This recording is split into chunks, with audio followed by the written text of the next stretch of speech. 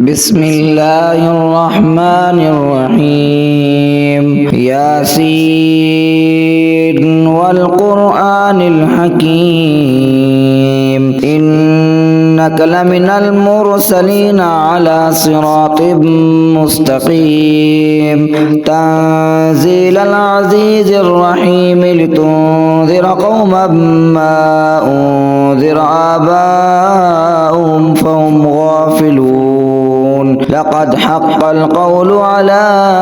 أكثرهم فهم لا يؤمنون إنا جعلنا في أعناقهم أغلالا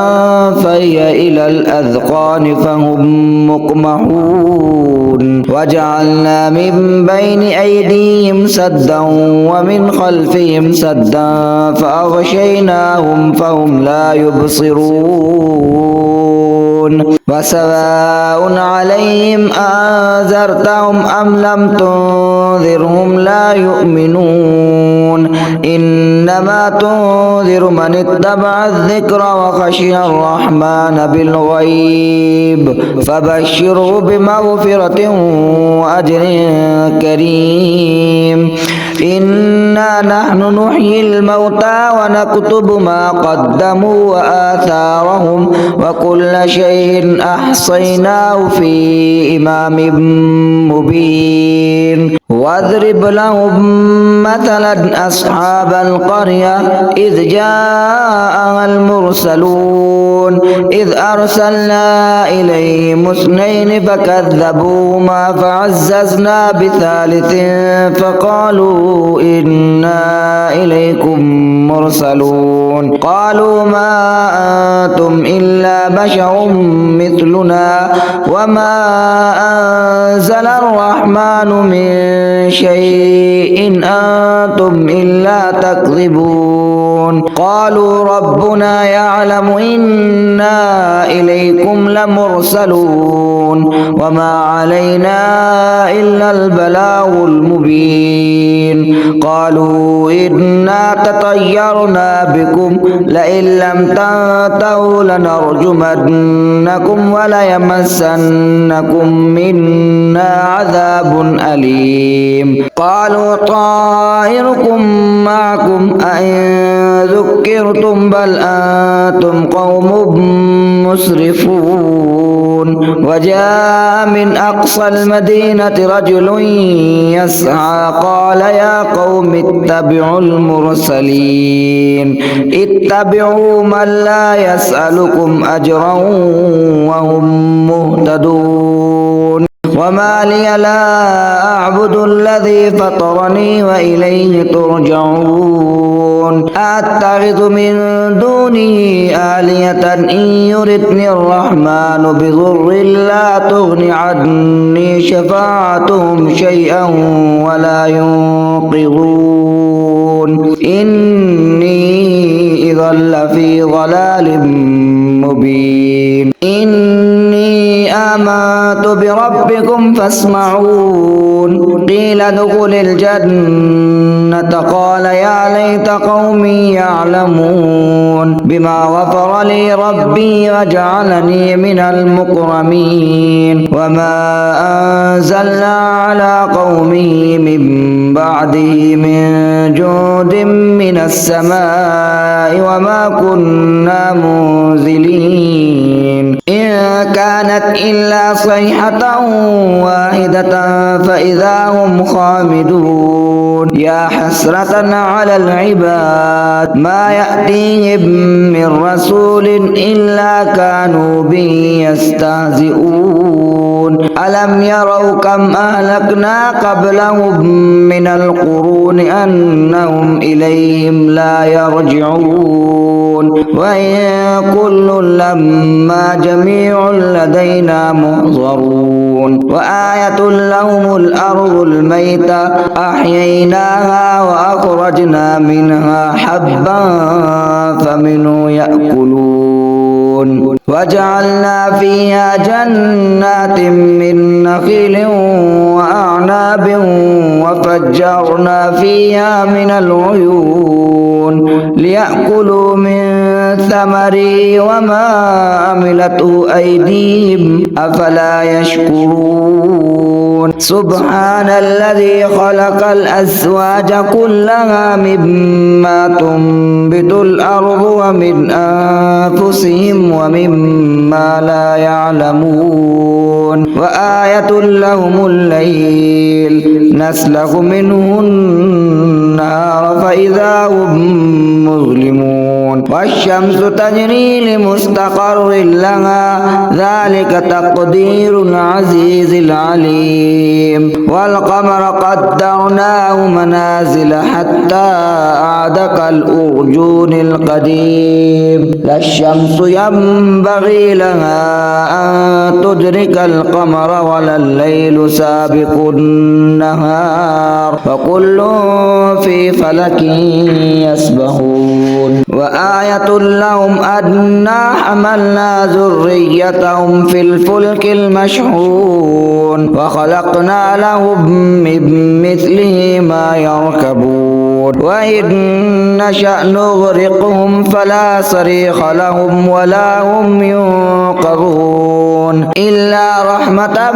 منا ومتاعا إلى حين وإذا قيل لهم اتقوا ما بين أيديكم وما خلفكم لعلكم ترحمون وما تأتيهم من آية من آيات ربهم إلا كانوا عنها معرضين وإذا قيل لهم أنفقوا مما رزقكم الله قال الذين كفروا للذين آمنوا أنطعم من لو يشاء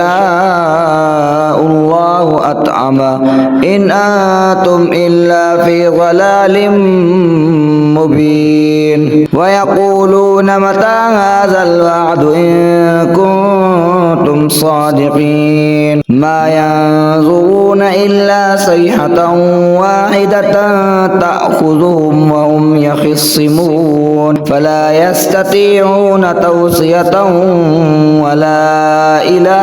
أهلهم يرجعون بسم الله الرحمن الرحيم الرحمن علم القرآن خلق الإنسان علمه البيان الشمس والقمر بحسبان والنجم والشجر يسجدان والسماء رفعها ووضع الميزان ألا تطغوا في الميزان وأقيموا الوزن بالقسط ولا تخسروا الميزان والأرض وضعها للأنام فيها فاكهة والنخل ذات الأكمام والحب ذو العصف والريحان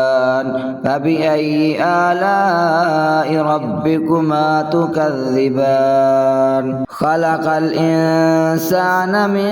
صلصال كالفخار وخلق الجان من مارج من نار فبأي آلاء ربكما تكذبان رب المشرقين ورب المغربين فبأي آلاء ربكما تكذبان مرج البحرين يلتقيان بينهما برزخ لا يبغيان فبأي آلاء ربكما تكذبان يخرج منهما اللؤلؤ والمرجان فبأي آلاء ربكما تكذبان وله الجوار المنشآت في البحر كالأعلام فبأي آلاء ربكما تكذبان كل من عليها فان ويبقى وجه ربك ذو الجلال والإكرام فبأي آلاء ربكما تكذبان يسأله من في السماوات والأرض كل يوم هو في شأن فبأي آلاء ربكما تكذبان سنفرغ لكم أيها الثقلان فبأي آلاء ربكما تكذبان يا معشر الجن والإنس إن استطعتم أن تنفذوا من أقطار السماوات والأرض فانفذوا لا تنفذون إلا بسلطان فبأي آلاء ربكما تكذبان يرسل عليكما شواظ من نار ونحاس فلا تنتصران فبأي آلاء ربكما تكذبان فإذا انشقت السماء فكانت وردة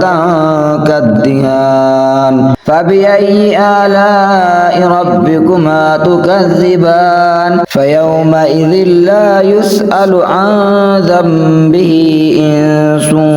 ولا جان فبأي آلاء ربكما تكذبان يعرف المجرمون بسيماهم فيؤخذ بالنواصي والأقدام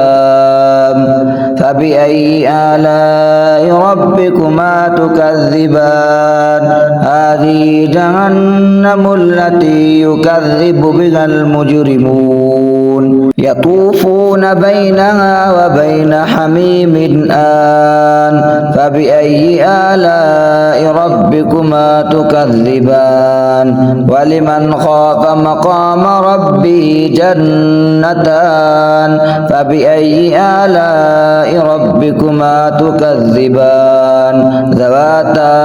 أفنان فبأي آلاء ربكما تكذبان فيهما عينان تجريان فبأي آلاء ربكما تكذبان فيهما من كل فاكهة زوجان فبأي آلاء ربكما تكذبان متكئين على فرش بطائنها من استبرق وجنى الجنتين دان فبأي آلاء ربكما تكذبان فيهن قاصرات الطرف لم يطمسهن إنس قبلهم ولا جان فبأي آلاء ربكما تكذبان هل جزاء الإحسان إلا الإحسان فبأي آلاء ربكما تكذبان ومن دونهما جنتان فبأي آلاء ربكما تكذبان فيهما عينان نضاختان فبأي آلاء ربكما تكذبان فيهما فاكهة ونخل ورمان فبأي آلاء ربكما تكذبان فيهن خيرات حسان فبأي آلاء ربكما تكذبان حور مقصورات في الخيام فبأي آلاء ربكما تكذبان لم يطمسهن إنس قبلهم ولا جان فبأي آلاء ربكما تكذبان متكئين على رفرف خضر وأبقري حسان فبأي آلاء ربكما تكذبان تبارك اسم ربك ذي الجلال والإكرام بسم الله الرحمن الرحيم الرحمن علم القرآن خلق الإنسان علمه البيان الشمس والقمر بحسبان والنجم والشجر يسجدان والسماء رفعها ووضع الميزان ألا تطغوا في الميزان وأقيموا الوزن بالقسط ولا تخسروا الميزان والأرض وضعها للأنام فيها فاكهة والنخل ذات الأكمام والحب ذو العصف والريحان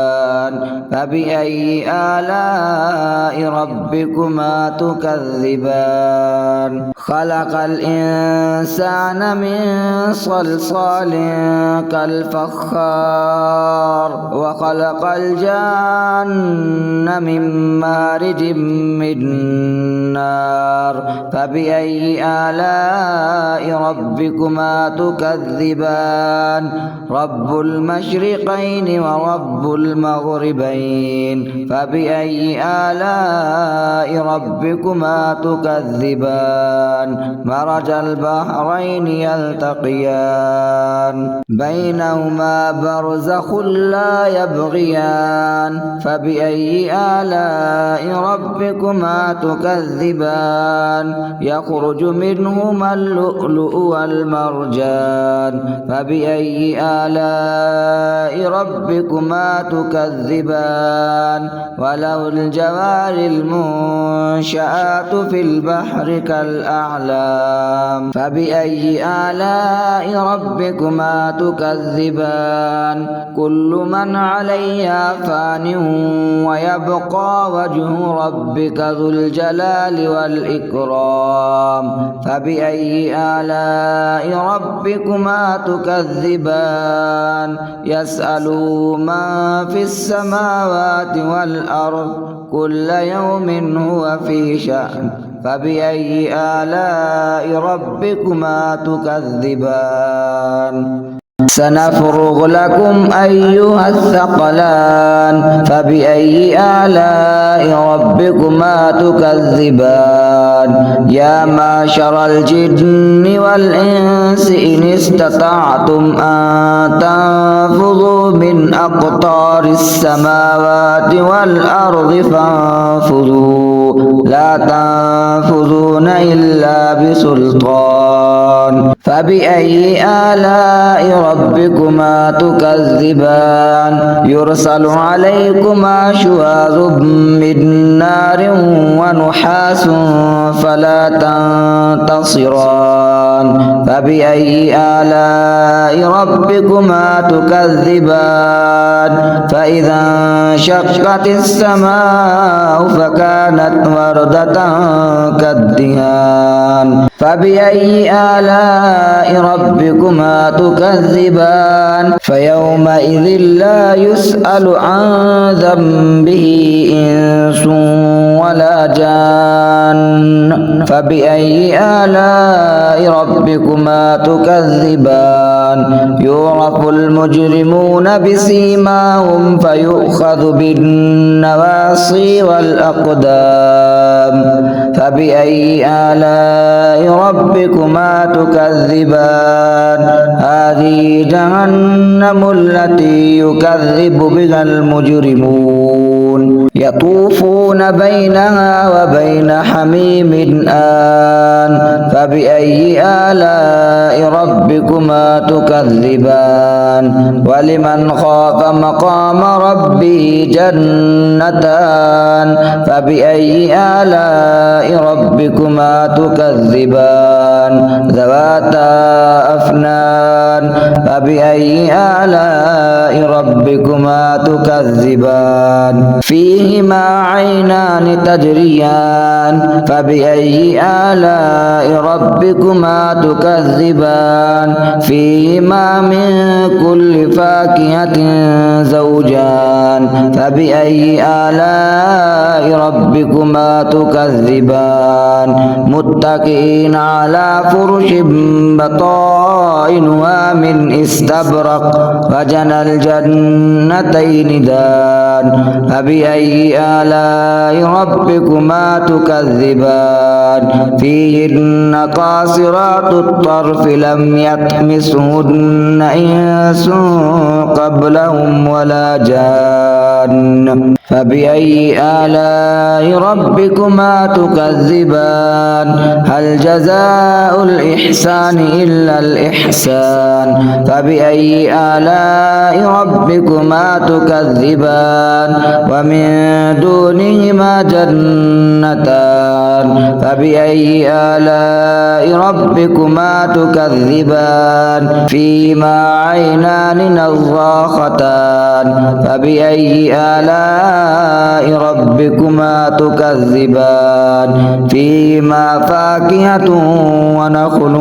ورمان فبأي آلاء ربكما تكذبان فيهن خيرات حسان فبأي آلاء ربكما تكذبان حور مقصورات في الخيام فبأي آلاء ربكما تكذبان لم يطمثهن إنس قبلهم ولا جان فبأي آلاء ربكما تكذبان متكئين على رفرف خضر وأبقري حسان فبأي آلاء ربكما تكذبان تبارك اسم ربك ذي الجلال والإكرام صدق الله العظيم.